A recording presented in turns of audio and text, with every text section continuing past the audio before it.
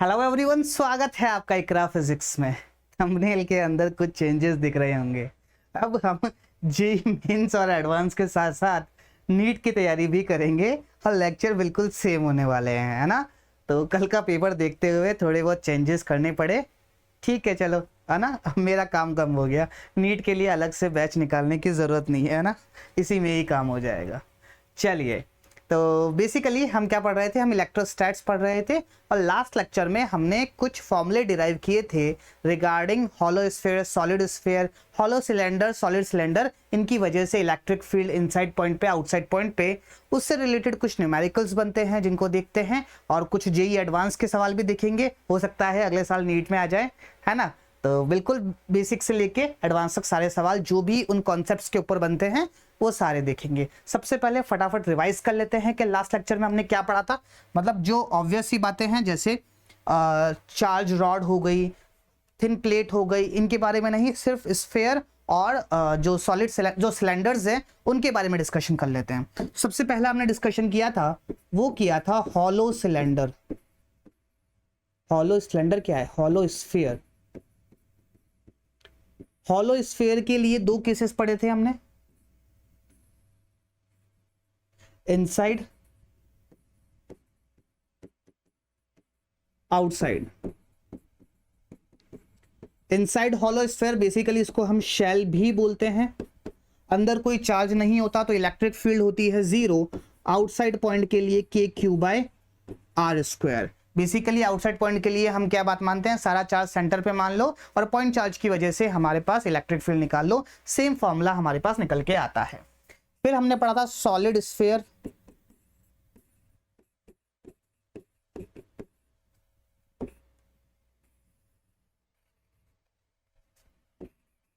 Solid sphere के लिए फिर हमने दो केसेस पढ़े थे। सबसे पहला पढ़ा था इनसाइड,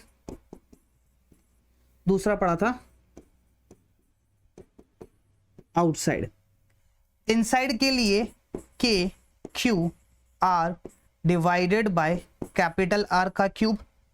इसी को हम ऐसे भी याद रखते हैं, rho are by 3 epsilon naught. Rho are divided by 3 epsilon naught. Outside point के लिए K Q divided by R square. ये थी हमारे पास सॉलिड स्फीयर की कहानी। नेक्स्ट हमारे पास है सिलेंडर। सिलेंडर कौन सा?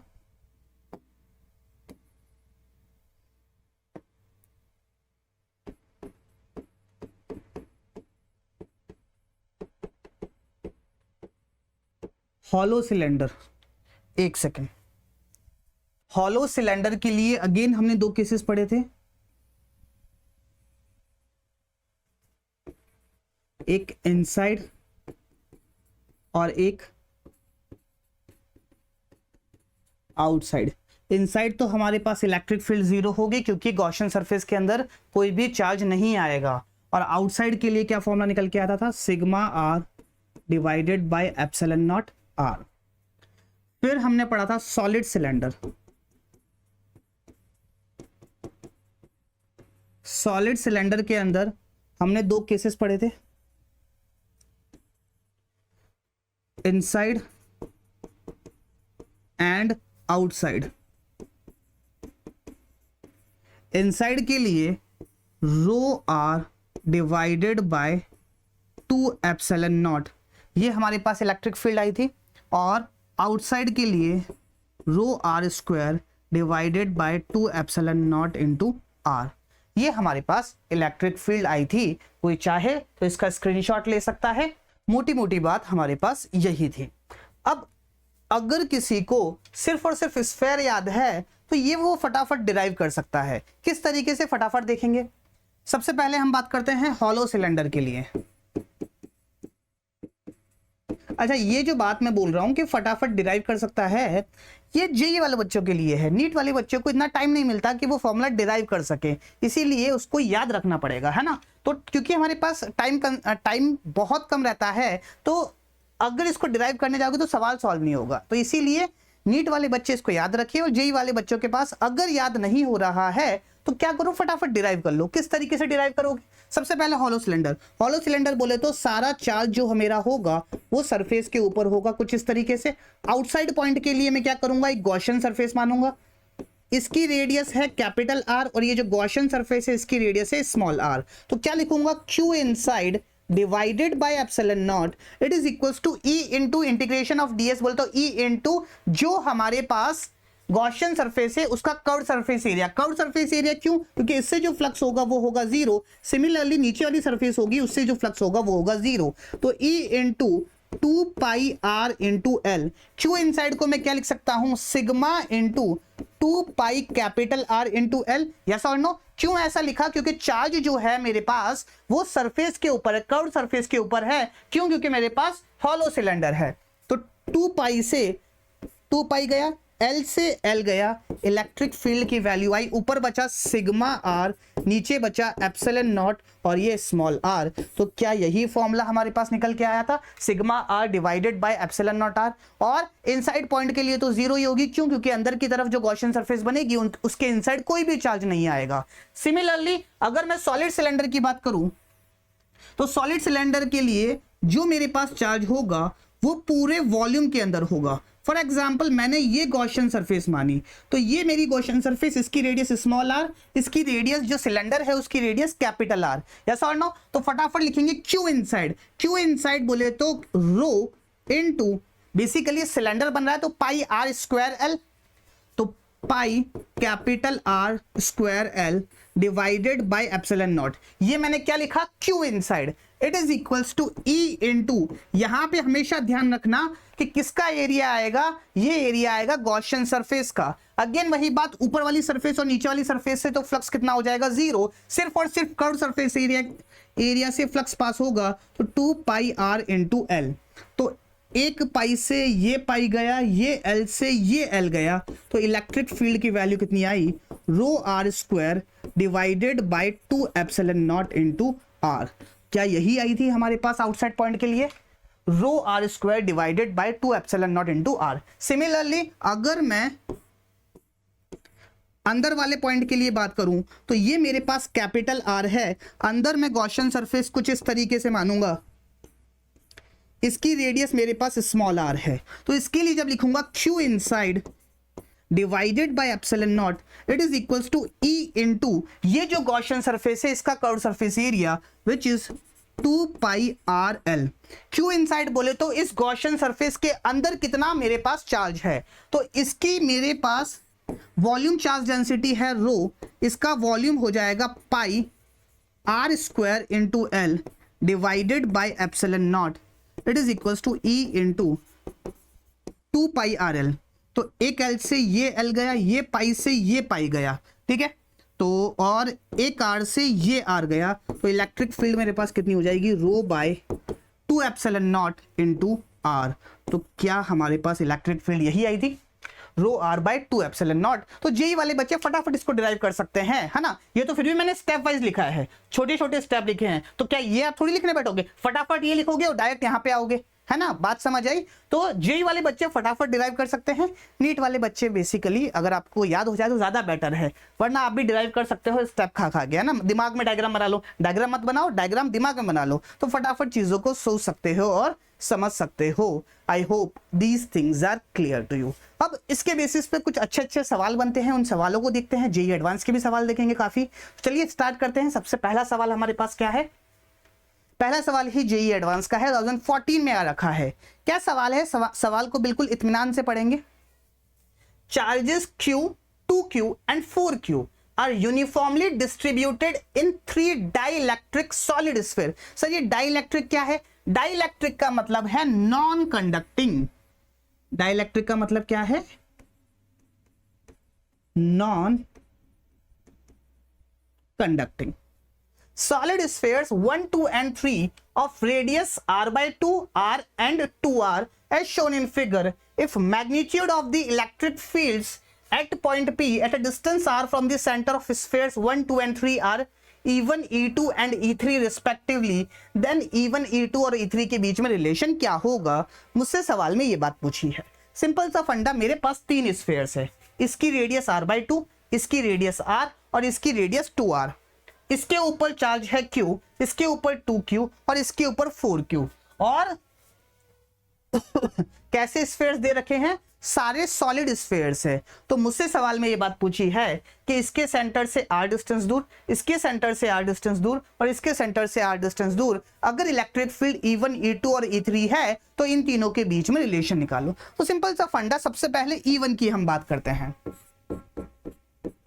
E1 के लिए ये जो P पॉइंट है ये आउटसाइड पॉइंट है। तो आउटसाइड पॉइंट के लिए चाहे हॉलो स्फीयर हो या सॉलिड स्फीयर हो, सारा चार्ज सेंटर पे मानो और पॉइंट चार्ज की वजह से इलेक्ट्रिक फील्ड लिख दो। चलिए, सबसे पहली बात, चार्ज कितना है Q, तो K Q divided by distance कितना है R, तो R square. I hope this thing is clear to you. चलिए भैया, अब E2 की बात करते हैं। E2 के लिए ये वाला जो पॉइंट है P पॉइंट, ये सरफेस के ऊपर ही है, तो हम अगेन वही फॉर्मूला लगा सकते हैं KQ, लेकिन यहां पे जो चार्ज है वो है 2Q। तो यहां पे जो मैं लिखूंगा वो लिखूंगा 2Q divided by R square. तो ये कितना हो जाएगा? 2KQ divided by R square. Next है E3। E3 के लिए जो P पॉइंट है वो इनसाइड पॉइंट है। इनसाइड पॉइंट के लिए जो इलेक्ट्रिक फील्ड होती है वो होती है, जो जनरल फॉर्मूला होता है वो होता है KQR divided by R cube. ये जो स्मॉल r होता है ये क्या होता है? सेंटर से P पॉइंट का डिस्टेंस। और कैपिटल R क्या होता है? ये जो स्फेयर होता है इसकी रेडियस। तो यहां पे इन वैल्यूज को पुट करते हैं। K तो K है, इसके ऊपर चार्ज कितना है? 4Q इनटू स्मॉल r बोले तो यहां से यहां तक का distance which is capital R divided by capital R का क्यूब। कैपिटल R क्या होता था? इस स्फीयर की रेडियस वो कितनी है? 2r। तो 2r का क्यूब लिखूंगा तो ये बनेगा 8r क्यूब। तो एक r से ये बना r स्क्वायर, 4 1 जा 4 2 जा, तो मेरे पास जो E3 आई वो आई KQ divided by 2r square. अब मुझसे सवाल में ये बात पूछा है कि E1 E2 और E3 के बीच में क्या रिलेशन है? सबसे बड़ा कौन? सबसे बड़ा है E2, उसके बाद ये तो हाफ हो गया, फिर E1 फिर E3। तो क्या मैं ऐसा बोल सकता हूं क्या कि E2 सबसे बड़ा, उसके बाद E1 और फिर E3? तो E2 is greater than E1 is greater than E3। I hope this question is clear to you. Basic formula पे हमारे पास सवाल था, और अगर हमको फॉर्मूले आते होंगे तो चीजें सॉल्व हो जाएगी। थोड़ा सा जो बच्चे गलती करते हैं वो ये करते हैं कि यहाँ पे 2Q की जगह Q लिख दिया, यहाँ पे रेडियस R लिख दी, यहाँ पे 2R है, तो ऐसा हल्का हल्का सा कंफ्यूजन कहीं पे हो सकता है। अदरवाइज कोई रॉकेट साइंस नहीं है इसके अंदर, बिल्कुल सिंपल चीजों के ऊपर हमसे सवाल पूछा गया है। ओके, चलिए आगे बढ़ते हैं और अगला सवाल देखते हैं। अगला सवाल क्या है? क्या बोला है? 2 concentric uniformly charged spherical shells बोले तो हॉलो स्फीयर हमारे पास है। एक की रेडियस है R1 और एक की रेडियस है R2। ऑब्वियसली R2 बड़ा है R1 से। Have total charges Q1 and Q2 respectively.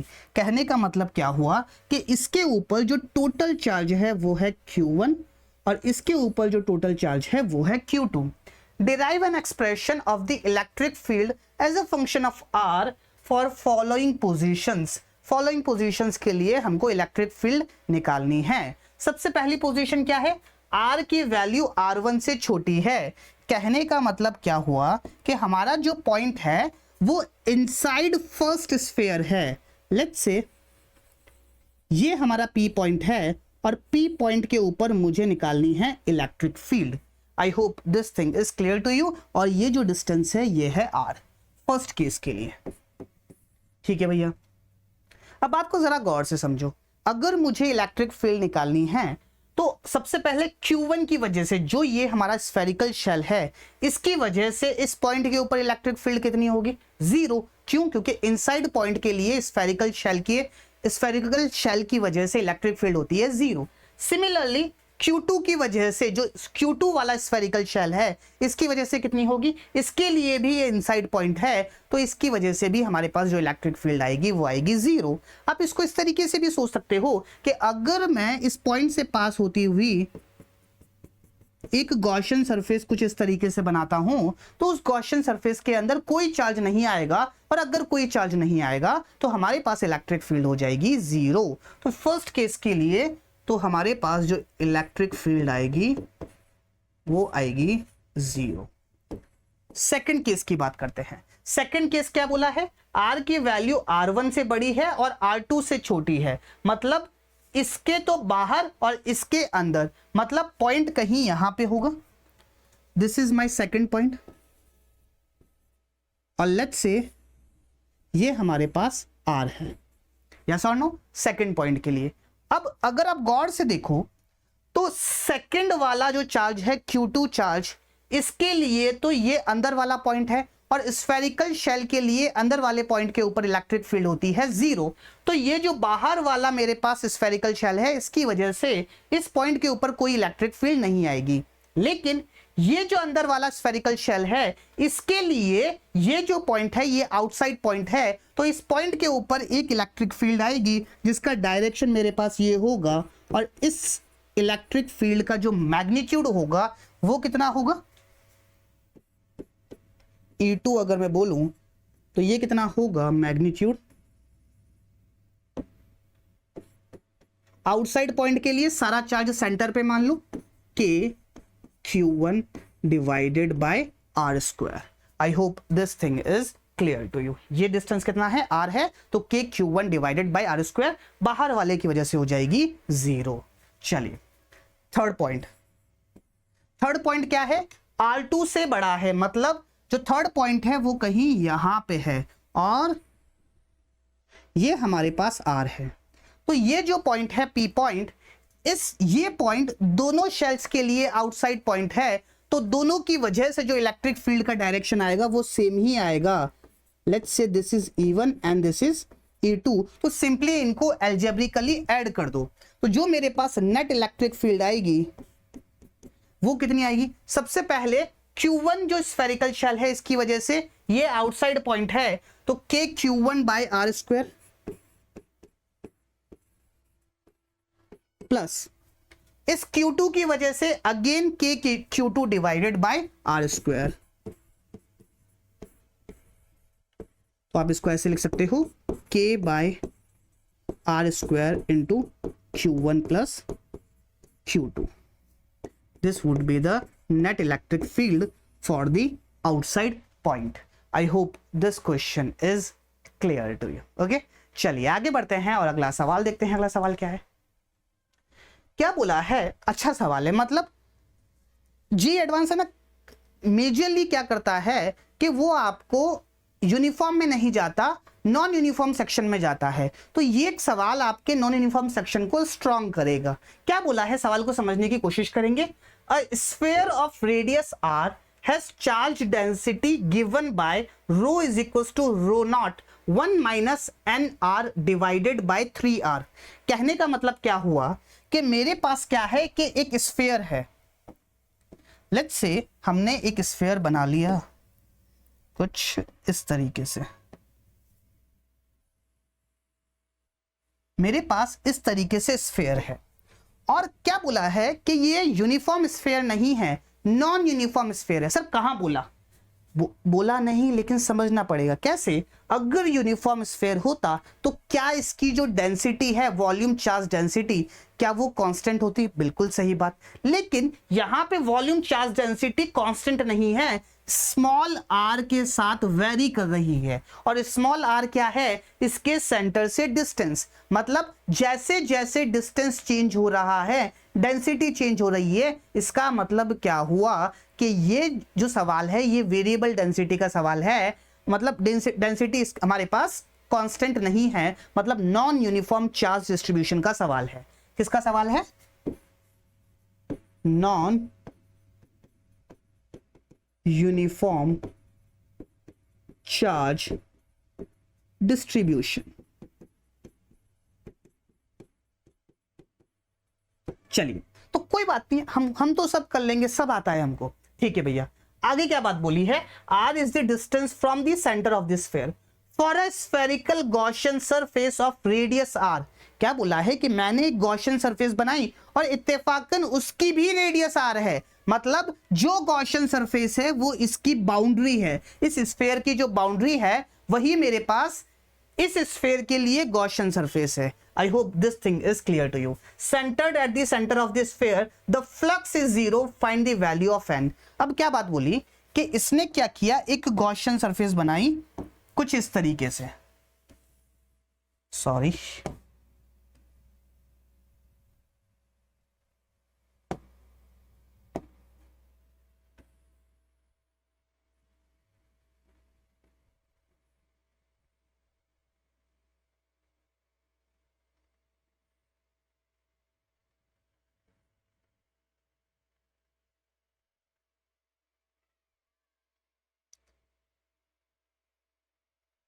कुछ इस तरीके से मेरे पास गॉसियन सरफेस है। ये जो व्हाइट लाइन दिख रही है ना, यही मेरे पास गॉसियन सरफेस है। और मुझसे सवाल में क्या बात बोली है कि गॉसियन सरफेस कुछ इस तरीके से है कि इस गॉसियन सरफेस के अंदर से पास होने वाला जो फ्लक्स है वो जीरो है। तो मुझसे सवाल में ये बात पूछी है कि ये जो n है इसकी वैल्यू क्या है। I hope the question is clear to you. चलिए देखते हैं किस तरीके से सॉल्व होगा। अब सबसे पहली बात, इसकी जो डेंसिटी है वो कंटिन्यूअसली वेरी कर रही है। किसके साथ वेरी कर रही है? वेरी कर रही है चार्ज के साथ, सॉरी आर के साथ, सेंटर से डिस्टेंस के साथ। तो मैं क्या करूंगा,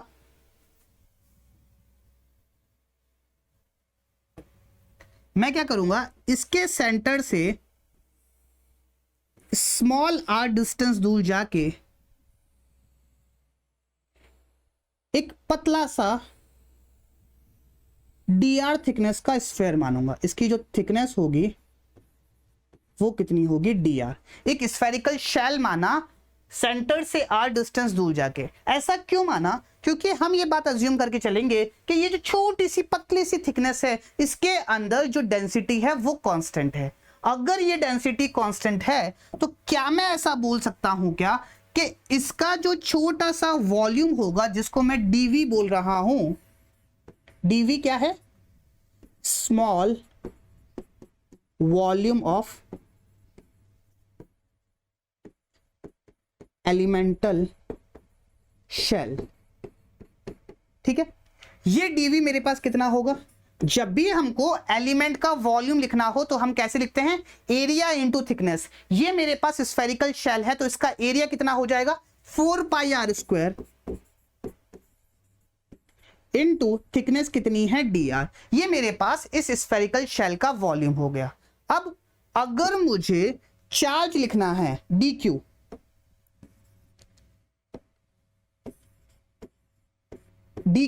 dq क्या है? ये जो छोटा सा वॉल्यूम है इसके ऊपर charge on element, charge on element. तो ये कितना हो जाएगा? ये हो जाएगा रो इंटू dv।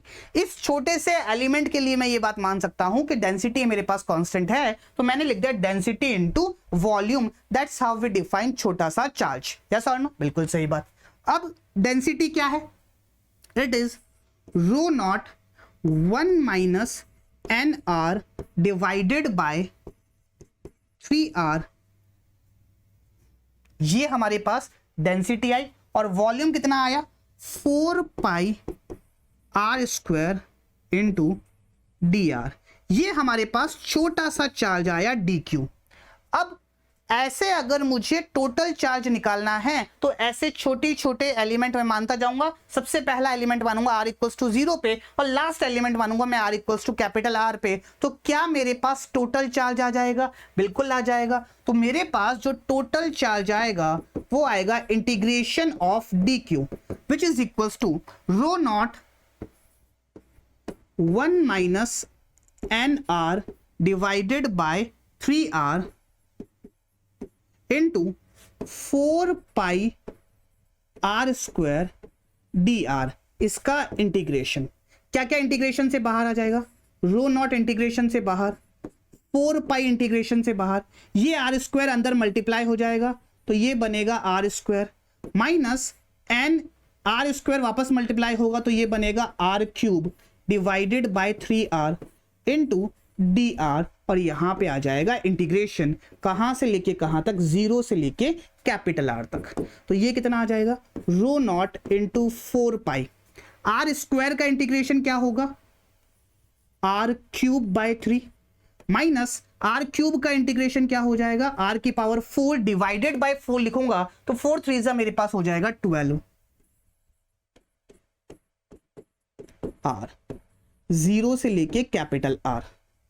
तो ये कितना हो जाएगा, rho naught 4 pi, capital R put करूंगा तो ये बनेगा r क्यूब बाय 3 माइनस ये बनेगा r की पावर 4 डिवाइडेड बाय r, तो एक r से एक r चला जाएगा तो n r cube divided bye 12, और जब 0 पुट करूंगा तो दोनों मेरे पास कितने हो जाएंगे, 0। चलिए, तो ये मेरे पास टोटल चार्ज आया, यस और नो, बिल्कुल सही बात। अब मुझसे क्या बात बोली है कि ये जो मेरे पास गॉसियन सरफेस है इससे फ्लक्स 0 है, और अगर फ्लक्स 0 है तो क्या मैं ऐसा बोल सकता हूं क्या कि इसके अंदर जो टोटल चार्ज होगा वो 0 होगा, और अगर टोटल चार्ज 0 होगा तो क्या ये 0 हो जाएगा, यस और नो। ये इस तरफ जाके 0, यहां से r क्यूब कॉमन आके इस तरफ जाके 0, तो मेरे पास क्या बचेगा, 1/3 minus n by 12 it is equal to 0। तो n की वैल्यू कितनी आ जाएगी, 12/3 which is 4। I hope this question is clear to you. तो आई होप आपको बात समझ आई होगी कि किस तरीके से हमारे पास, जब मेरे पास डेंसिटी कांस्टेंट नहीं हो, मतलब जो चार्ज डिस्ट्रीब्यूशन हो वो किस तरीके का हो, नॉन यूनिफॉर्म चार्ज डिस्ट्रीब्यूशन हो, तो सवाल किस तरीके से सॉल्व करेंगे, किस तरीके से इनसाइड चार्ज हम निकालेंगे। I hope this thing is clear to you. अब इसी के अंदर एक स्टेप आगे जाके कोई आपसे पूछ ले कि किस तरीके से हम इलेक्ट्रिक फील्ड निकालेंगे ड्यू टू सॉलिड स्फीयर जो कि नॉन यूनिफॉर्मली चार्ज है, तो किस तरीके से सॉल्व करेंगे, उसका एक सवाल देखते हैं क्या बोला है हमको। क्या बोला है, a sphere of radius r has charge density given by rho is equals to rho naught into r, where rho naught is constant and r is distance from the center of sphere. Find electric field at r जब r की value capital R से ज्यादा हो और r की value capital R से छोटी हो। कहने का मतलब इनसाइड और आउटसाइड पॉइंट के लिए मुझे निकालनी है, क्या निकालनी है, electric field. I hope the question is clear to you. चलिए, तो सबसे पहली बात, एक स्फीयर बनाते हैं। मेरे पास एक सॉलिड स्फीयर है कुछ इस तरीके से, ठीक है। इसकी डेंसिटी मेरे पास कांस्टेंट नहीं है, तो डेंसिटी कांस्टेंट नहीं है तो सबसे पहला जो काम मुझे करना पड़ेगा वो करना पड़ेगा इस सॉलिड स्फीयर का टोटल चार्ज कितना है। क्यों करना पड़ेगा, क्योंकि जो मेरा पहला पॉइंट है वो है r की value greater than capital R, मतलब मेरी जो गॉसियन सरफेस बनेगी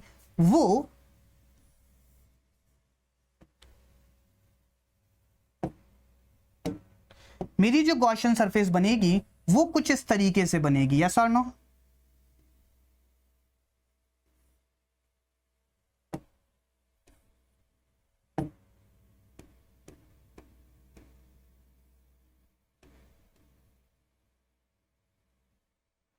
कुछ इस तरीके से हमारे पास गॉसियन सरफेस बनेगी।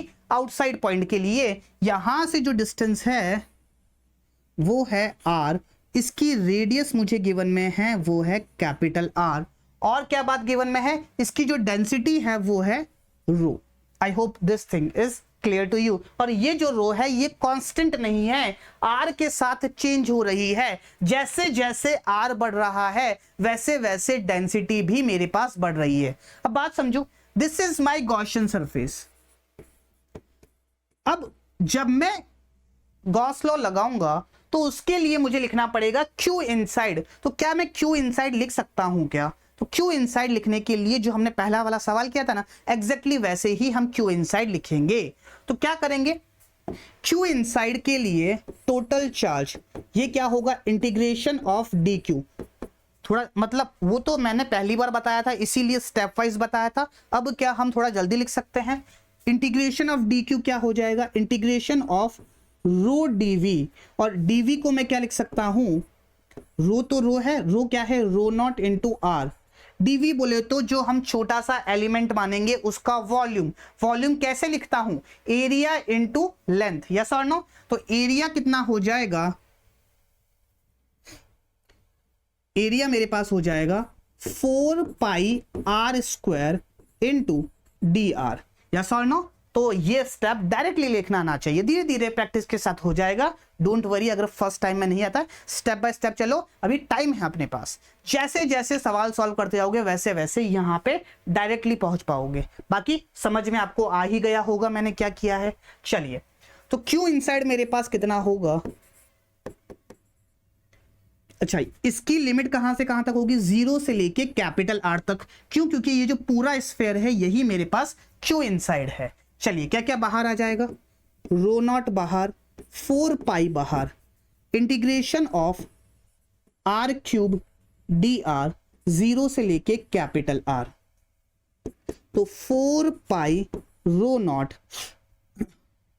4 पाई रो नॉट, और ये कितना हो जाएगा, आर की पावर 4 डिवाइडेड बाय 4, तो ये हो जाएगा rho naught pi into R की power 4। I hope this thing is clear to you. तो ये आया मेरे पास इस स्फीयर के ऊपर टोटल चार्ज कितना है। अब अगर आप या तो चाहो तो गॉस लॉ लगा दो, Q inside divided by epsilon naught it is equals to E into D S, या फिर एक छोटा सा ट्रिक लगा सकते हो। क्या ट्रिक लगा सकते हो, जब मेरे पास यूनिफॉर्म स्फीयर था तो जो भी चार्ज इस स्फीयर के ऊपर था वो था क्यू, तो मेरे पास फॉर्मूला निकल के आया था के Q by R square.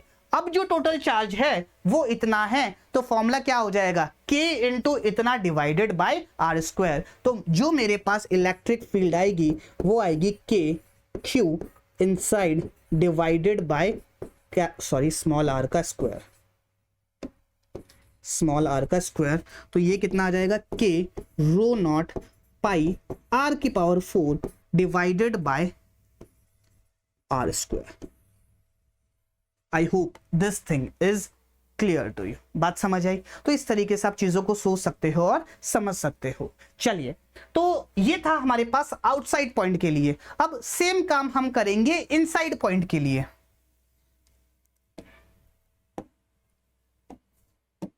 Let's say हमारे पास इस तरीके से स्फीयर है, और अगर मेरे पास जो पॉइंट है वो इनसाइड पॉइंट है, तो जो मेरे पास गॉसियन सरफेस बनेगी वो कैसे बनेगी, अंदर की तरफ बनेगी, यस और नो। जो मेरे पास गॉसियन सरफेस बनेगी वो, अरे यार जस्ट अ सेकेंड,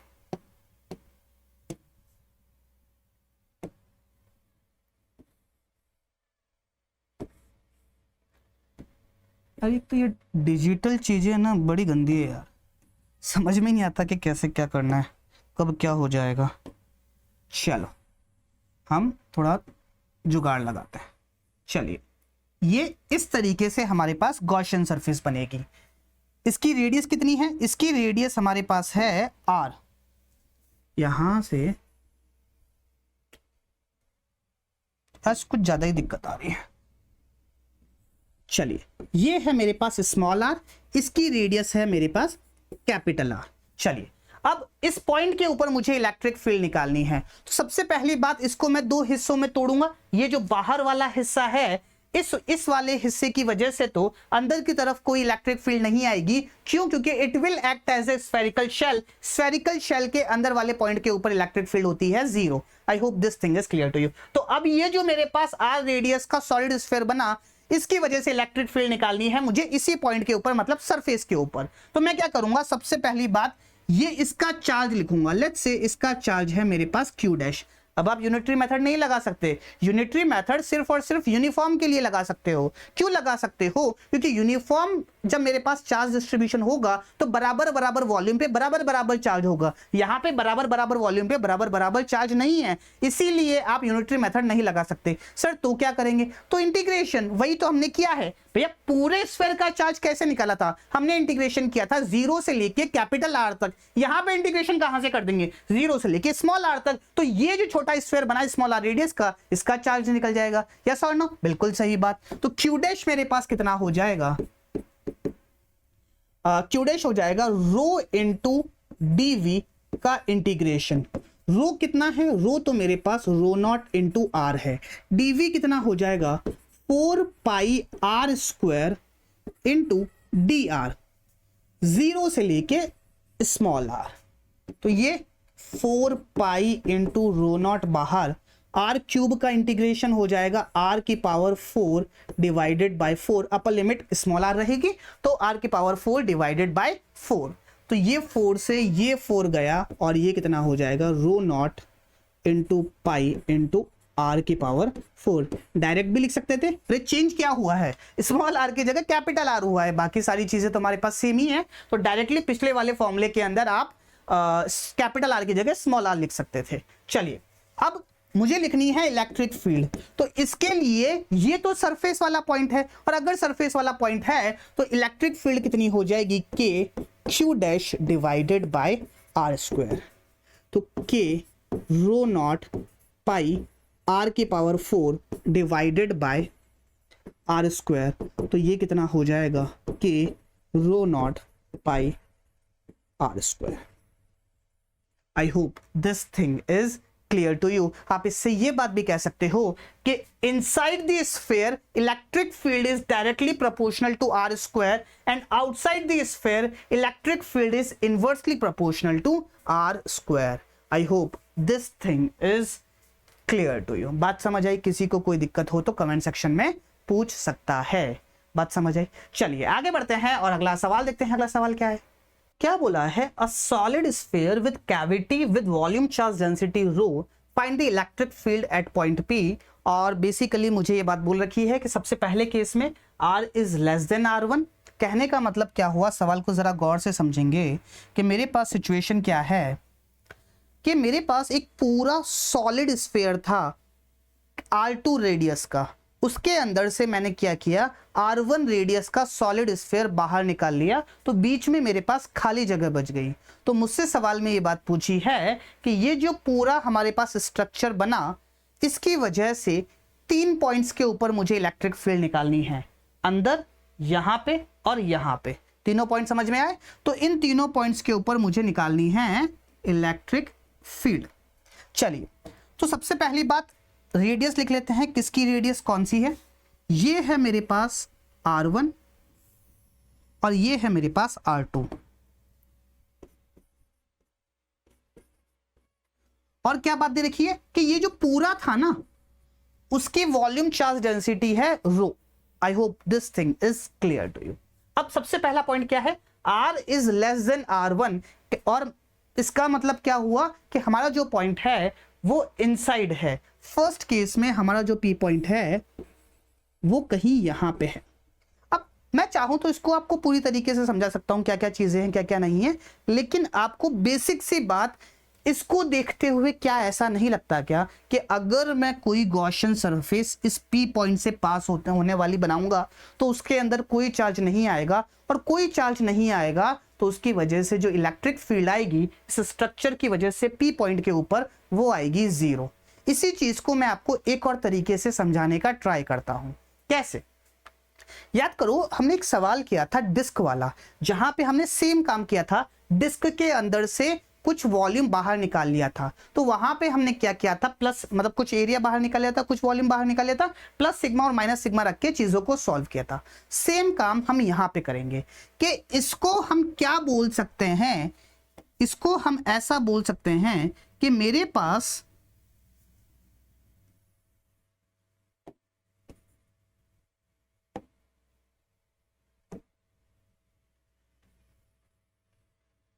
एक पूरा स्फीयर है और एक छोटा स्फीयर है।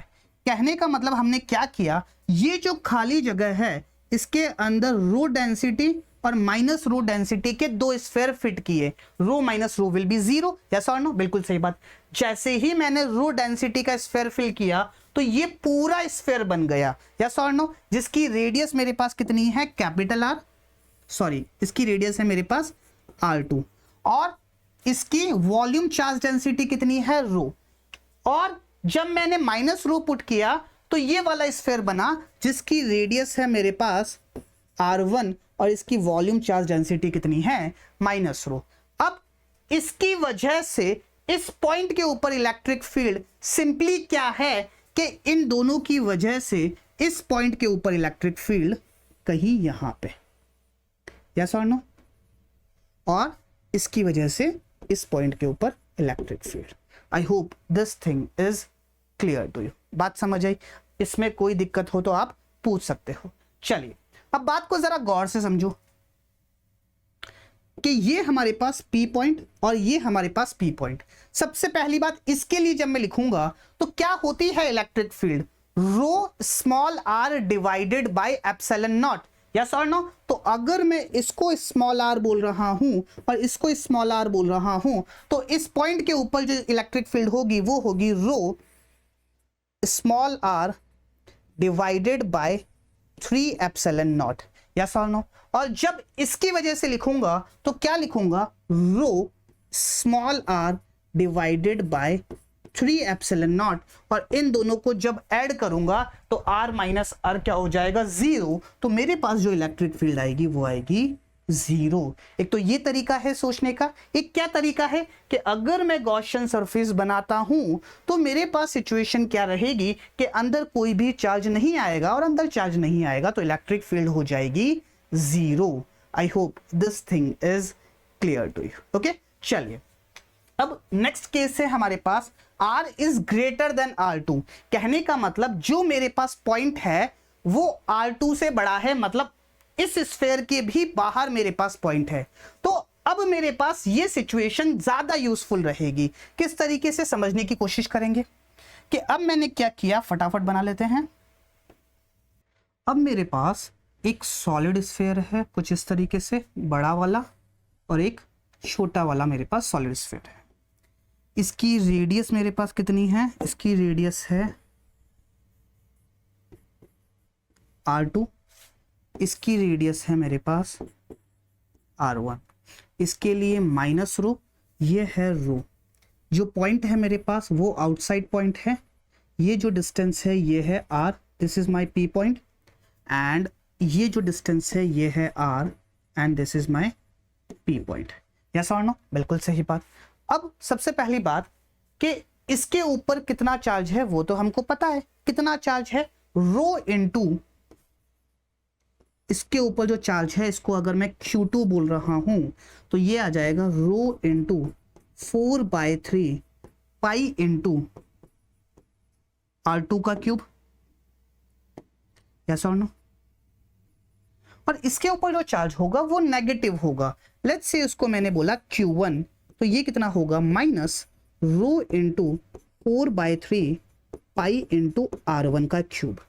अब ये एक सॉलिड स्फीयर है, इसके लिए ये पॉइंट आउटसाइड है, तो इसकी वजह से जो इलेक्ट्रिक फील्ड का डायरेक्शन होगा वो ये होगा।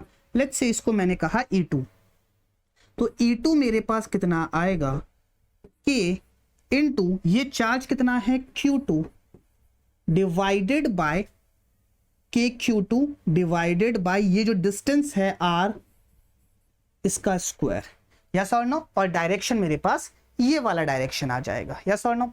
अब इसके लिए भी ये आउटसाइड पॉइंट है, तो इसकी वजह से जो इलेक्ट्रिक फील्ड आएगी उसको मैंने E1 कहा, वो आएगी KQ1 divided by R square, yes और नो। अब इसको जब आप सॉल्व करोगे तो एक आएगा इस डायरेक्शन में, एक आएगा अपोजिट डायरेक्शन में। क्यों? क्योंकि ये जो Q1 है ये मेरे पास नेगेटिव आया, तो जो मेरे पास नेट इलेक्ट्रिक फील्ड आएगी वो आएगी, लेट्स से मैं बोल रहा हूं E2 बड़ा है तो E2 minus E1। I hope this thing is clear to you. बाकी जो वैल्यूज गिवन में होगी उस हिसाब से हम चीजों को सोच सकते हैं और समझ सकते हैं। बात समझ आई? चलिए, तो चाहो तो इसको और आगे सॉल्व कर लो। ये कितना हो जाएगा, K divided by R square Q2 minus Q1, और Q2 और Q1 की वैल्यू आप चाहो तो ये पुट कर सकते हो। I hope this thing is clear to you. अब हमारा आता है तीसरा केस, जो R की वैल्यू है बेसिकली। अब जो तीसरा पॉइंट है वो कहीं यहां पे है, तो किस तरीके से चीजें सॉल्व होगी देखेंगे। अब अगेन मेरा काम तो वही रहेगा क्या रहेगा कि यहां पे प्लस रो और माइनस रो पुट करो। जैसे ही प्लस रो पुट करता हूं तो मेरे पास सिचुएशन कुछ इस तरीके से आएगी, और माइनस रो पुट करूंगा तो सिचुएशन कुछ इस तरीके से आएगी। चलिए, जो मेरा पी पॉइंट है वो कहीं यहां पे है, इसकी रेडियस है मेरे पास R2, और ये जो पी पॉइंट है ये कुछ इस तरीके से है, और ये जो है इसकी रेडियस वो है R। सिमिलरली इसके लिए जो पी पॉइंट होगा वो आउटसाइड पॉइंट होगा, आउटसाइड पॉइंट होगा, तो ये होगी मेरे पास R and this is my P point, और इसकी जो रेडियस है वो है R1, और इसके लिए माइनस रो और इसके लिए रो। मेरे पास कुछ इस तरीके की सिचुएशन है। I hope this thing is clear to you. चलिए, अब इसकी वजह से इस पॉइंट के ऊपर इलेक्ट्रिक फील्ड कितनी होती है, के Q R divided by capital R का क्यूब, यस और नो। अब ये सारी वैल्यूज इसमें पुट करते हैं, इसके लिए क्या आएगी, लेट्स से इसको मैंने बोला E2, E2 कितनी आएगी, के इनटू इसके ऊपर चार्ज जिसको मैंने बोला Q2, जो हमने पिछले वाले केस के अंदर निकाला था, एग्जैक्टली वही का वही आएगा।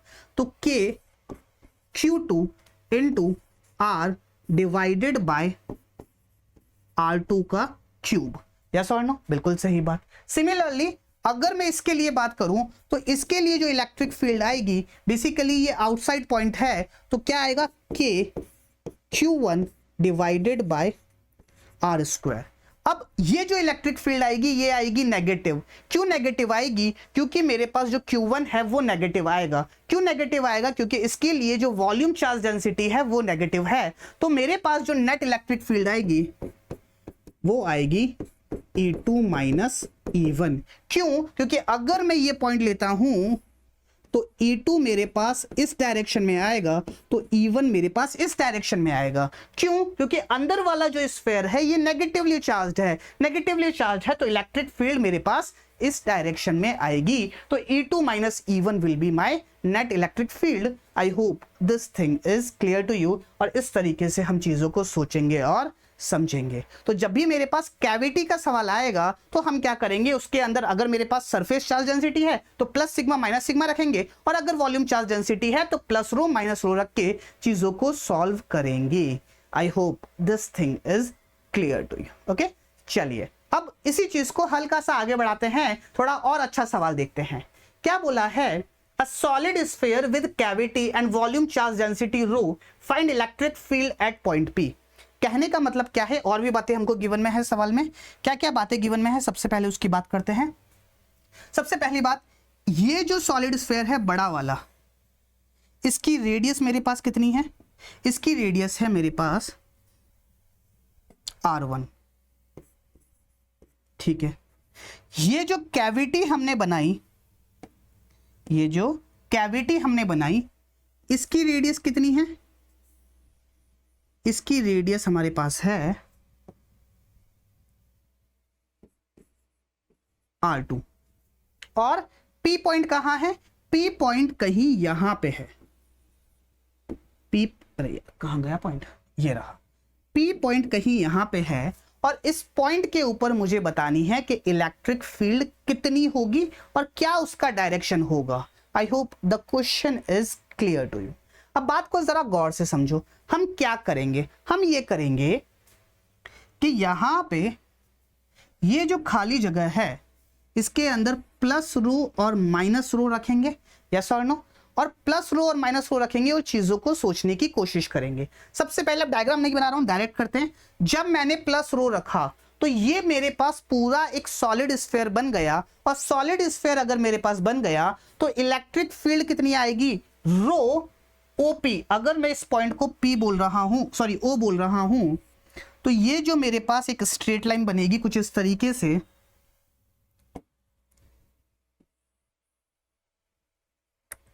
कलर से, ये जो मेरे पास एक स्ट्रेट लाइन बनेगी इस तरीके से, इसको मैंने बोला OP वेक्टर, यस और नो। तो अब जब मैंने इसके अंदर प्लस रो रखा तो ये पूरा एक सॉलिड स्फीयर बना, और ये मेरे पास इनसाइड पॉइंट हुआ, तो इलेक्ट्रिक फील्ड E1 मेरे पास कितनी आई, rho OP vector divided by 3 epsilon naught, rho are by 3 epsilon naught. तो ये जो ओपी वेक्टर बना यही हमारे पास आर वेक्टर था, तो rho are by 3 epsilon naught inside point के लिए हमारे पास ये इलेक्ट्रिक फील्ड होती है। सिमिलरली जब मैंने यहां पे माइनस रो रखा तो उसके लिए भी ये जो पी पॉइंट है ये इस स्फीयर के लिए भी इनसाइड पॉइंट है, लेकिन अब जो वेक्टर हमारे पास बनेगा वो कैसा बनेगा, लेट्स से इसको मैंने बोला O1, ये O1 और ये हमारे पास है O2। तो ये जो वेक्टर बनेगा ये बनेगा O2P, कुछ इस तरीके से O2P वेक्टर, और ये जो था हमारे पास ये बना O1P वेक्टर, तो ये O1P vector. I hope this thing is clear to you. अब बात को जरा गौर से समझो, ये जो स्फीयर है इसके लिए भी इनसाइड पॉइंट है, तो जो मेरे पास सेकंड स्फीयर की वजह से जो इलेक्ट्रिक फील्ड आएगी वो कितनी आएगी, रो O2P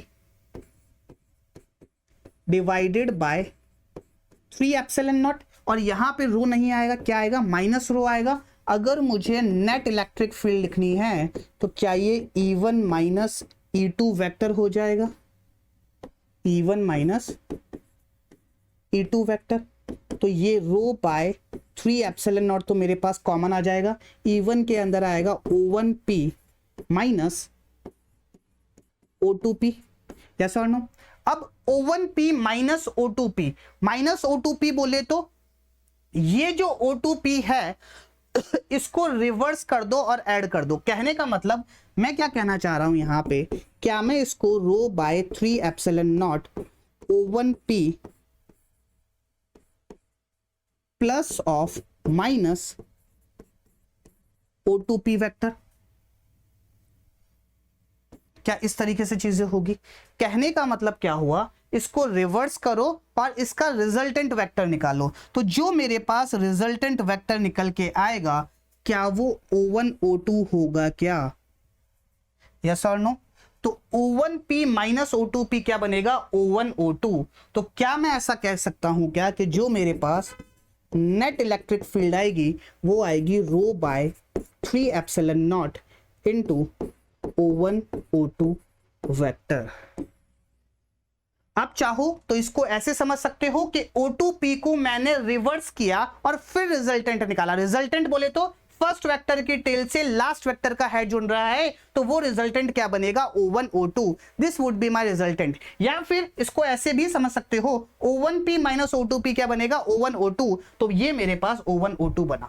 एक इंपॉर्टेंट बात कि अगर आप गौर से देखो तो इस केस में क्या हो रहा है कि P पॉइंट तो यहां पे है, लेकिन जो मेरे पास रिजल्टेंट इलेक्ट्रिक फील्ड आई ना तो वो P पॉइंट का डिस्टेंस O1 पे डिपेंड कर रहा है, मतलब O1 से P पॉइंट का डिस्टेंस क्या है इस पे डिपेंड कर रही है, ना O2 से P पॉइंट का डिस्टेंस है उस पे डिपेंड कर रही है, सिर्फ और सिर्फ डिपेंड कर रही है तो किस पे कर रही है, O1 और O2 के बीच में डिस्टेंस कितना है। तो क्या मैं ऐसा बोल सकता हूं क्या कि ये जो अंदर वाला पॉइंट, अंदर वाला चाहे मैं कोई सा भी पॉइंट लूं तो उसके ऊपर इलेक्ट्रिक फील्ड कांस्टेंट होगी और डायरेक्शन भी कांस्टेंट होगा। हमेशा किसी भी पॉइंट के ऊपर जो डायरेक्शन होगा वो इसी डायरेक्शन में होगा, तो इलेक्ट्रिक फील्ड मेरे पास O1 O2 की तरफ ही रहेगी जो मेरे पास कैविटी है उसके अंदर। I hope this thing is clear to you. तो हो सकता है ये कहीं ना कहीं आपको देखने को मिल जाए, तो अच्छी चीज है, इस तरीके से हम चीजों को सोचेंगे और समझेंगे। इसी के ऊपर जेईई एडवांस में एक सवाल पूछ रखा है, क्या सवाल है समझने की कोशिश करेंगे। क्या बोला है, consider a uniform spherical charge distribution of radius r1 centered at the origin O. In this distribution, a spherical cavity of radius r2 centered at P with distance OP is equals to A, which is r1 minus r2 is made. If the electric field inside the cavity at position R is ER, then the statement is, basically क्या situation है, वही case है कि एक पूरा sphere था जिसमें से एक कैविटी मैंने बाहर निकाल ली, पूरे स्फेयर की रेडियस R1, छोटा जो कैविटी बाहर निकाला उसकी रेडियस R2। इस सेंटर से इस सेंटर का डिस्टेंस है a। अब अगर मैं कोई सा भी एक पॉइंट लेता हूं r, बेसिकली यहां से r डिस्टेंस दूर कोई सा भी एक पॉइंट लेता हूं, तो इस पॉइंट के ऊपर जो इलेक्ट्रिक फील्ड होगी वो किस पे डिपेंड करेगी? E इज यूनिफॉर्म, मतलब अंदर की तरफ जो इलेक्ट्रिक फील्ड है वो किस तरीके से वैरी करेगी। सबसे पहला पॉइंट क्या बोल रखा है? E is uniform, its magnitude is independent of R2 but its direction depends on R, कि इसका मैग्नीट्यूड R2 पर डिपेंड नहीं करता बट R के ऊपर डिपेंड करता है। नहीं, इस पर डिपेंड नहीं करता। किस पर डिपेंड करता है? इन दोनों का जो सेंटर है उनके बीच में डिस्टेंस कितना है। बेसिकली वो वेक्टर कौन सा है? ए वेक्टर है। ए वेक्टर के ऊपर इसका डायरेक्शन डिपेंड करता है। ठीक है, तो पहला स्टेटमेंट तो हमारे पास गलत हो गया। बी स्टेटमेंट क्या बोला है? E is uniform, its magnitude depends on R2। R2 के ऊपर तो डिपेंड करता ही नहीं है, तो आगे पढ़ने की रिक्वायरमेंट नहीं। क्या बोला है? E is uniform, its magnitude is independent of A but its direction depends on A। क्या बोला है? इसका मैग्नीट्यूड तो A के ऊपर डिपेंड नहीं करता, लेकिन इसका डायरेक्शन A के ऊपर डिपेंड करता है। तो मैग्नीट्यूड भी बेसिकली A के ऊपर डिपेंड करता है, rho by 3 epsilon naught into A vector, yes और नो? तो मैग्नीट्यूड भी डिपेंड करता है। तो ये स्टेटमेंट हमारे पास गलत हो जाता है। लास्ट स्टेटमेंट क्या बोला है? E is uniform and both its magnitude and direction depends on A। बिल्कुल सही बात है। So the correct answer of this question would be option number D. अंदर की तरफ जो इलेक्ट्रिक फील्ड होगी उसका डायरेक्शन यही रहेगा और मैग्नीट्यूड A वेक्टर के ऊपर डिपेंड करेगा। I hope these all things are clear to you. Okay, चलिए आगे बढ़ते हैं और अगला सवाल देखते हैं। अगला सवाल क्या है? ये भी हमारे पास जेईई एडवांस का सवाल है और कहीं ना कहीं ये उसी तरीके का सवाल है जो अभी हमने किए हैं। एक दो सवाल जो हमने किए हैं ना, उसी तरीके का सवाल है। क्या बोला है समझने की कोशिश करेंगे। Two non conducting spheres of radius R1 and R2 and carrying uniform volume charge densities plus rho and minus rho respectively are placed such that they partially overlap as shown in the figure. At all points in the overlapping region the electrostatic field would be। Basically किस तरीके से electrostatic field very करेगी उसके ऊपर discussion है। चलिए समझने की कोशिश करते हैं। अब अगर आप गौर से देखो तो इस स्फीयर की वॉल्यूम चार्ज डेंसिटी रो, इस स्फीयर की volume charge density minus rho. तो क्या मैं ऐसा बोल सकता हूं क्या कि यहां पे जो वॉल्यूम चार्ज डेंसिटी आएगी वो रो माइनस रो विच इज 0 रहेगी। तो हम अगेन वही काम करेंगे कि यहां पे एक बार प्लस रो रखेंगे, एक बार माइनस रो रखेंगे और उनकी वजह से इलेक्ट्रिक फील्ड निकालने का ट्राई करेंगे। चलिए सबसे पहली बात, कोई एक पॉइंट चूज कर लो। लेट्स से मैंने कोई एक पॉइंट चूज किया कुछ इस तरीके से,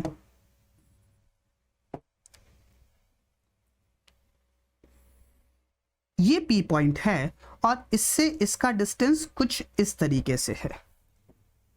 इस पॉइंट को मैंने बोला O1, इस पॉइंट को मैंने बोला O2 और ये कोई पॉइंट है P। ये जो डिस्टेंस है मतलब O1P, इसको मैंने बोला R स्मॉल r1 वेक्टर और यहां से यहां तक का जो डिस्टेंस है इसको मैंने बोला R2 वेक्टर। चलो R1 R2 नहीं बोलते हैं, कंफ्यूजन हो जाएगा, तो अभी के लिए इसको कुछ नहीं बोलते। ठीक है, ये कुछ इस तरीके से है। इसको मैंने बोला O1P वेक्टर और इसको मैंने बोला O2P वेक्टर। बात समझ आई? अब जब मैं प्लस रो रखूंगा तो ये बनता है प्लस रो वाला कंप्लीट स्फीयर और ये जो P पॉइंट है ये इनसाइड पॉइंट है। तो हम इसकी वजह से जो इलेक्ट्रिक फील्ड लिखेंगे वो होगी E1 और E1 मेरे पास कितनी होगी? E1 होगी रो R वेक्टर, इनसाइड पॉइंट के लिए R वेक्टर क्या होगा यहाँ पे? O1 into P vector, basically O1P vector, O1P vector divided bye P epsilon not.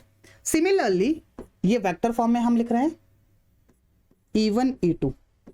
E2 बोले तो जब मैं माइनस रो रखूंगा तो ये पूरा कंप्लीट स्फीयर बन जाएगा। इसकी वजह से जो इलेक्ट्रिक फील्ड होगी वो होगी minus rho into O2P divided by 3 epsilon not. क्यों? क्योंकि इसके लिए भी ये वाला जो P पॉइंट है ये इनसाइड पॉइंट है, तो रो r vector divided by 3 epsilon not. मन में ये शंका मत रखना सर इसकी वजह से इलेक्ट्रिक फील्ड ऐसे, इसकी वजह से इलेक्ट्रिक फील्ड ऐसे, तो आप ऐसे कैसे लिख रहे हो? सिंपली अगर आप बाद में आप कहोगे E1 plus E2 will be the net electric field, तो बेटा हमने इसको लिख दिया है वेक्टर फॉर्म के अंदर। वेक्टर फॉर्म के अंदर आपको किसी चीज की चिंता करने की जरूरत नहीं है। तो अगर मैं यहां पे लिखता हूं E नेट, तो E नेट मेरे पास कितना आ जाएगा? E1 vector plus E2 vector. अरे प्रिंसिपल ऑफ सुपरपोजिशन, यस और नो? तो वेक्टर फॉर्म में हम चीजों को लिख रहे हैं तो आपको डायरेक्शन की चिंता करने की जरूरत नहीं है। चलिए सबसे पहले E1 आ जाएगा rho divided by 3 epsilon naught into O1 P vector plus E2 vector लिखूंगा तो यहां पे आएगा माइनस रो, तो minus rho divided by 3 epsilon naught into O2 P vector. तो रो बाय 3 एप्सिलॉन नॉट मेरे पास कॉमन आ जाएगा, ये बचेगा O1 P minus O2 P vector. अब अगेन वही बात, माइनस O2 P वेक्टर बोले तो इसको रिवर्स करो, रिवर्स करोगे तो इसका और इसका जो रिजल्टेंट आपके पास आएगा वो कुछ इस तरीके से आएगा, which is O1 O2 vector, O1 O2 vector. तो क्या मैं ऐसा बोल सकता हूं क्या कि यहां पे जो इलेक्ट्रिक फील्ड आएगी वो आएगी O1 O2 वेक्टर। अब इलेक्ट्रिक फील्ड का मैग्नीट्यूड O1 O2 के ऊपर डिपेंड कर रहा है और डायरेक्शन हमेशा मेरे पास यही रहेगा। तो क्या मैं ऐसा बोल सकता हूं क्या कि इस पूरे ओवरलैपिंग रीजन के अंदर जो इलेक्ट्रिक फील्ड का डायरेक्शन रहेगा वो यही रहेगा? चलिए अब ऑप्शंस को देखते हैं। ऑप्शन क्या है? The electrostatic field is zero. Zero कहां है बेटा, है ना? Rho by 3 epsilon naught O1 O2 vector है, ये हमारे पास इलेक्ट्रिक फील्ड है, तो ये हमारे पास हो जाएगा गलत। ऑप्शन नंबर 2 अभी हमने पढ़ा नहीं है, इलेक्ट्रोस्टैटिक पोटेंशियल, तो इसको अभी के लिए स्किप कर सकते हैं, जब आएगा तब देखेंगे। चलिए सी ऑप्शन क्या बोला है? The electrostatic field is constant in magnitude. सही बात है, जो इलेक्ट्रोस्टैटिक फील्ड है वो मैग्नीट्यूड में कांस्टेंट है, rho constant, epsilon naught constant, O1 O2 के बीच में डिस्टेंस कांस्टेंट, तो हम ये बात बोल सकते हैं कि मैग्नीट्यूड के अंदर हमारे पास कांस्टेंट है। The electrostatic field has same direction. बिल्कुल सही बात है, O1 O2 की डायरेक्शन में ही हमारे पास इलेक्ट्रोस्टैटिक फील्ड होगी, तो ऑप्शन नंबर सी भी सही है और ऑप्शन नंबर डी भी हमारे पास सही है। I hope this thing is clear to you, और ये कैविटी वाली प्रॉब्लम्स आपको सॉल्व करनी आई होगी, और अगर सॉल्व करनी आई तो आपके लिए एक सवाल मेरे पास है, ये सवाल आपको सॉल्व करना है। क्या सवाल है? कि ये मेरे पास एक R1 रेडियस का पूरा सॉलिड सिलेंडर है, इसके अंदर से एक सॉलिड सिलेंडर मैंने बाहर निकाल लिया जिसकी रेडियस है मेरे पास R2, तो ये कोई P पॉइंट है, इस P पॉइंट के ऊपर इलेक्ट्रिक फील्ड आपको निकालनी है, इसकी वॉल्यूम चार्ज डेंसिटी आपको दे रखी है rho. I hope the question is clear to you. तो आप सॉल्व करके कमेंट सेक्शन में इसका आंसर बता सकते हैं। एग्जैक्टली जो हमने अभी किया है एग्जैक्टली वही यहाँ पे होगा, प्लस रो रखूंगा, माइनस रो रखूंगा और चीजों को सॉल्व करूंगा। ओके चलिए अब एक बढ़िया सवाल मैं आपको करवाता हूं जो कि जेईई एडवांस में आ रखा है, वो कॉम्बिनेशन है सिलेंडर और स्फेयर का। चलिए देखते हैं क्या सवाल है और किस तरीके से हमारे पास सॉल्व होगा। क्या बोला है? An infinitely long solid cylinder of radius capital R has a uniform volume charge density rho. It has a spherical cavity of radius R by 2 with its center on the axis of the cylinder as shown in figure. The magnitude of electric field at point P, which is at a distance of 2R from the axis of the cylinder, is given by the expression the value of K would be. Basically क्या situation है कि मेरे पास एक long cylinder है, long cylinder है और इसके अंदर से मैंने क्या किया कि स्फेरिकल कैविटी बाहर निकाली। सिलेंडर की रेडियस कैपिटल आर और जो कैविटी हमने बाहर निकाली स्फेरिकल कैविटी, उसकी रेडियस बेसिकली हमारे पास कितनी है R/2। जो कैविटी जनरेट हुई उसकी रेडियस हमारे पास कितनी है R/2। तो मुझसे सवाल में ये बात पूछी है कि ये जो पूरा सिस्टम बना इसकी वजह से इस P पॉइंट के ऊपर इलेक्ट्रिक फील्ड कितनी होगी। चलिए तो सबसे पहली बात कुछ गिवन में है क्या? वॉल्यूम चार्ज डेंसिटी मुझे गिवन में है, इसकी जो वॉल्यूम चार्ज डेंसिटी है वो है रो। तो हमारा काम तो वही रहेगा। क्या काम रहेगा कि यहाँ पे पहले प्लस रो रखो और माइनस रो रखो, चीजों को सॉल्व करो।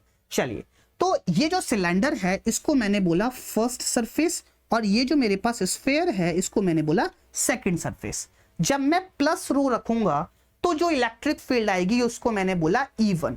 चलिए, तो E1 मेरे पास कितनी होगी? E1 बेसिकली, अब जब जैसे ही मैंने प्लस रो रखा ये पूरा बन गया एक सॉलिड सिलेंडर। सॉलिड सिलेंडर के लिए आउटसाइड पॉइंट पे इलेक्ट्रिक फील्ड कितनी होती है? आउटसाइड पॉइंट पे इलेक्ट्रिक फील्ड होती है rho are square divided by 2 epsilon naught into r. क्या यही इलेक्ट्रिक फील्ड होती है? बिल्कुल यही होती है, rho are square divided by 2 epsilon naught into r. अब यहां पे स्मॉल आर की वैल्यू कितनी है? 2r है, तो यहां पे स्मॉल r की वैल्यू जब मैं रखूंगा तो ये कितनी आ जाएगी? Rho are square divided by 2 epsilon naught into 2r। तो एक r से ये r गया तो ये कितनी आ जाएगी? रो r divided by 4 epsilon naught. और कोई डायरेक्शन पूछ ले तो मेरे पास जो E1 का डायरेक्शन होगा वो कुछ इस तरीके से होगा। ये हमने मैग्नीट्यूड निकाला और डायरेक्शन मेरे पास इस तरीके से होगा। I hope this thing is clear to you. चलिए, नेक्स्ट है हमारे पास, जब हम माइनस रो रखेंगे तो एक सॉलिड स्फीयर बनेगा, और सॉलिड स्फीयर बनेगा तो उसके लिए ये पॉइंट कैसा हो गया? Outside point. तो उसकी वजह से जो इलेक्ट्रिक फील्ड होगी उसको मैंने कहा E2। E2 कितनी होगी? K इंटू ये जो सॉलिड स्फीयर है इसके ऊपर चार्ज, इसके ऊपर चार्ज कितना हो जाएगा? Rho into 4/3 into pi into इसकी रेडियस का स्क्वायर। इसकी रेडियस कितनी है? इसकी रेडियस का क्यूब। इसकी रेडियस कितनी है? r/2 4/3 पाई r³/8। ये मैंने लिखा Q, KQ divided by centre से इसके डिस्टेंस का स्क्वायर। डिस्टेंस कितना है? 2r, तो ये कितना हो जाएगा? 4r square. ठीक है, अब क्या करूंगा? क्या करेंगे? कुछ नहीं करेंगे। k को लिखूंगा 1/4 पाई एप्सिलॉन नॉट। यहां पे मैं k को क्या 1/4 पाई एप्सिलॉन नॉट लिख सकते हैं? बिल्कुल लिख सकते हैं, 4 पाई एप्सिलॉन नॉट। तो ये 4 पाई से ये 4 पाई गया, ये r स्क्वायर से यहां पे सिर्फ और सिर्फ r बचा। तो ओवरऑल मेरे पास कितना बचा? रो आर, अच्छा यहां पे रो नहीं होगा, यहां पे माइनस रो होगा, तो ये minus rho are divided by 4 3 12 and 12 8 96 epsilon naught. और क्योंकि ये नेगेटिव है इसका मतलब क्या हुआ कि इलेक्ट्रिक फील्ड का जो डायरेक्शन होगा वो कुछ इस तरीके से होगा। अब दोनों की वजह से मेरे पास आ गई, तो ये जो मेरे पास स्ट्रक्चर बना इसकी वजह से जो इलेक्ट्रिक फील्ड आएगी वो आएगी E1 माइनस E2। तो नेट इलेक्ट्रिक फील्ड मेरे पास जो आएगी वो आएगी, sorry, E net it is equals to E1 minus E2। ये आप मैग्नीट्यूड लिख रहे हो तो यहां पे नेगेटिव साइन लगाने की जरूरत नहीं है, आपने मैग्नीट्यूड लिखा, इससे आप ये बात समझा रहे हो कि डायरेक्शन मेरे पास ये है। I hope this thing is clear. चलिए, तो E1 की वैल्यू कितनी है? E1 मेरे पास है rho are divided by 4 epsilon naught minus E2 कितना है? Rho are divided by 96 epsilon naught.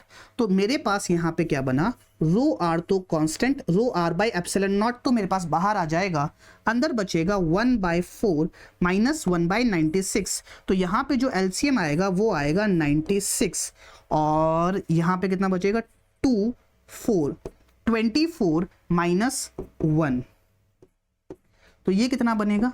Rho r into 23 divided by 96 epsilon naught. This would be the electric field. और मुझे क्या बात बोली है कि ये कितनी है? 23 रो आर डिवाइडेड बाय 16 के एप्सिलॉन नॉट। तो जब मैं इसको इससे कंपेयर करूंगा तो क्या मैं ऐसा बोल सकता हूं क्या कि 16 के की वैल्यू मेरे पास कितनी आ जाएगी? 96। तो के की वैल्यू कितनी हो जाएगी? 96/16 विच इज 6। तो k की वैल्यू मेरे पास आ जाएगी 6। I hope this thing is clear to you and this question is clear to you. हमेशा स्टेप बाय स्टेप चलोगे, चीजों को सफाई से सॉल्व करते हुए चलोगे, कहीं पे कोई दिक्कत नहीं आएगी। I hope this question is clear to you. Okay, चलिए आगे बढ़ते हैं और अगला सवाल देखते हैं। अगला सवाल क्या है,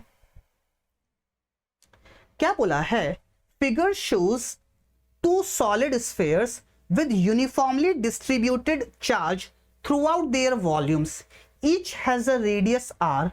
Point P lies on a line connecting the centers of the sphere and at a radial distance r by 2 from the center of the sphere. If the net electric field at P point is 0 and Q1 is equals to 64 microcoulomb, what is Q2? ये आप कर सकते हो। क्या बोला है कि मेरे पास ये जो डिस्टेंस है ये है r/4 और इस पॉइंट के ऊपर जो इलेक्ट्रिक फील्ड है वो है 0। तो मुझसे सवाल में ये बात पूछी है कि अगर Q1 की वैल्यू कितनी है 64 माइक्रोकूलम, तो यहां पे इसके ऊपर जो चार्ज होगा Q2 वो कितना होगा। तो क्या करोगे, सबसे पहले ये जो स्फीयर है इसकी वजह से इलेक्ट्रिक फील्ड लिखोगे। अंदर वाला पॉइंट है तो इलेक्ट्रिक फील्ड का डायरेक्शन मेरे पास कुछ ऐसे आएगा, यस और नो। अब इसके लिए ये अंदर वाला पॉइंट, तो KQ1 divided bye KQ1 into small r divided by capital R का क्यूब। इस तरीके से आप चीजों को सोचोगे तो इनसाइड पॉइंट के लिए आपके पास इलेक्ट्रिक फील्ड आ जाएगी। सिमिलरली अगर आप इसके बारे में सोचोगे, इसकी वजह से इलेक्ट्रिक फील्ड लिखोगे, तो इस स्फीयर के लिए ये एक आउटसाइड पॉइंट है तो इसकी वजह से इलेक्ट्रिक फील्ड आएगी इस डायरेक्शन में।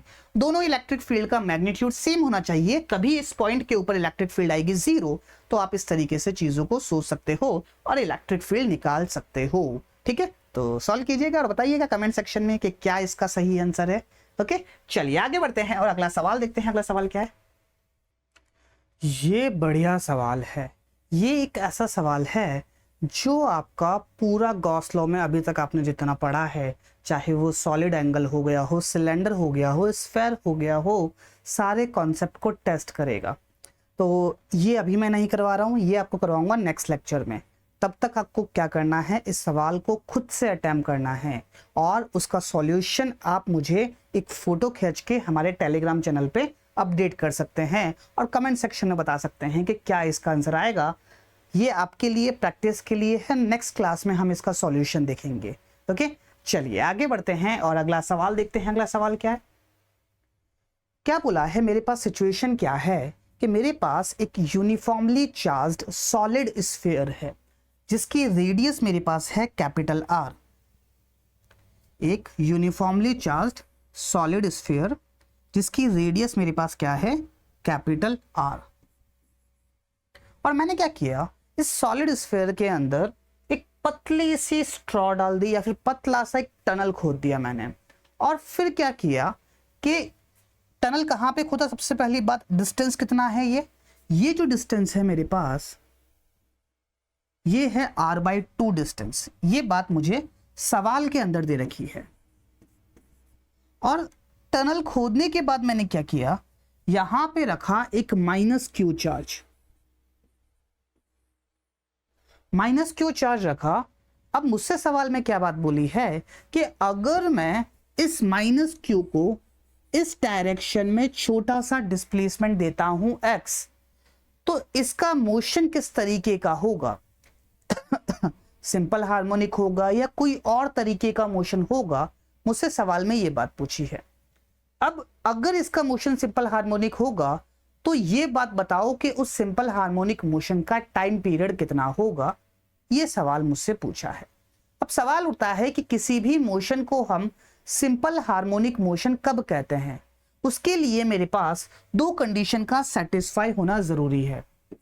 सबसे पहली कंडीशन क्या है कि जिस डायरेक्शन में डिस्प्लेसमेंट हुआ हो उसके अपोजिट डायरेक्शन में कोई ना कोई फोर्स लगे, जिसको हम बोलेंगे रीस्टोरिंग फोर्स। तो चलिए देखते हैं कौन कौन से फोर्स लग रहे हैं इसके ऊपर। अब बात समझो कि जब मेरे पास -q चार्ज यहां पे पहुंच गया, this is the position of -q charge, तो इसके ऊपर एक फोर्स लग रहा होगा। कौन सा फोर्स लग रहा होगा? इसके ऊपर लग रहा होगा एक electrostatic force. Sir electrostatic force का डायरेक्शन क्या होगा? बेटा कि इस पॉइंट के ऊपर अगर मैं देखूं तो ये स्फीयर के लिए इंटरनल पॉइंट है, और इंटरनल पॉइंट है क्योंकि मेरे पास, ये बात मुझे सवाल में गिवन में है कि इस स्फीयर के पास जो टोटल चार्ज है वो है Q। तो क्योंकि मेरे पास इस स्फीयर के पास जो चार्ज है वो है पॉजिटिव, तो इस डायरेक्शन में मेरे पास, इस डायरेक्शन में मेरे पास, कहां गया, एक गलत बन गई, थोड़ा सा और ऊपर बनेगी।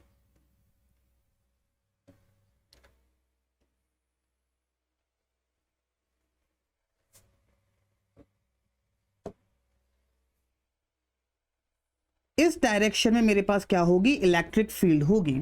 और क्योंकि ये जो चार्ज है ये नेगेटिव है, तो इसके अपोजिट डायरेक्शन में मेरे पास एक इलेक्ट्रोस्टैटिक फोर्स लग रहा होगा, और इस इलेक्ट्रोस्टैटिक फोर्स की वैल्यू कितनी होगी?